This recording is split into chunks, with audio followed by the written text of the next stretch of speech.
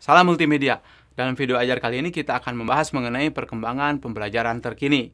Kita akan membahas mengenai sejarahnya seperti apa, kemudian perkembangan terkini seperti apa, kemudian nanti kita akan lihat juga ke depan seperti apa. Mari kita mulai.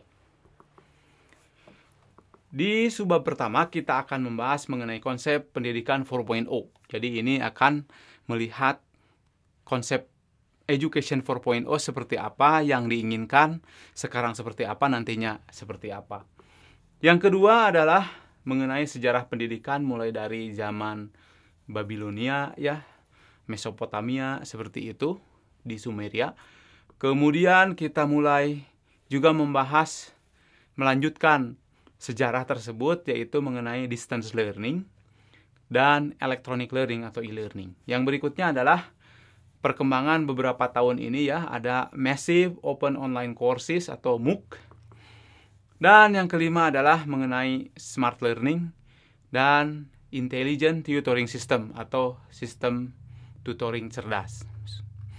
Baik, mari kita mulai dengan pembahasan yang pertama, yaitu pendidikan 4.0 atau Education 4.0. Pendidikan 4.0 ini terinspirasi dari revolusi industri, yaitu sekarang suka disebut sebagai era industri 4.0. Nah, kita akan kupas sekilas, ya, mengenai revolusi industri keempat ini mulai dari revolusi industri pertama. Kita akan melanjutkan dengan perkembangan pendidikan. Jadi bagaimana sejarah perkembangan pendidikan mulai dari ditemukannya tulisan pertama, yaitu tulisan di Mesopotamia, ya, di Babilonia, di Sumeria, di sekarang di Irak, ya, sekitar situ. Trennya adalah mulai abad ini kita sebut sebagai keperluan atas 21st century skills, ya. Dan sekarang lebih ditekankan lagi dengan keperluan Industri 4.0, ya, skill-skill, kecerdasan, kecakapan, dan keterampilan yang mendukung Industri 4.0. Nah, pengaruh dari pendidikan 4.0 ini setidaknya ada 6 subbidang di sini.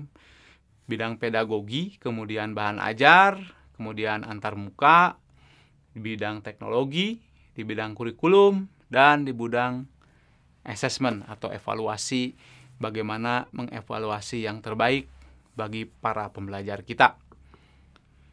Nah, kita sekilas melihat secara ringkas revolusi industri dari pertama sampai keempat. Ini sudah sering kita bahas, ya, jadi kita akan cepat saja. Kita lihat industri 1.0 itu dimulainya pada saat ditemukan mesin uap, ya, tahun 1784. Kemudian membuat mesin uap ini menjadi penggerak industri berbagai macam, ya, bukan hanya transportasi tetapi industri tekstil misalkan dan industri-industri lainnya. Kemudian industri 2.0 ini 1870 ketika ditemukan tenaga listrik, sehingga mulai menggunakan tenaga listrik, ya, untuk conveyor belt misalkan. Jadi tidak hanya bergantung kepada mesin uap saja.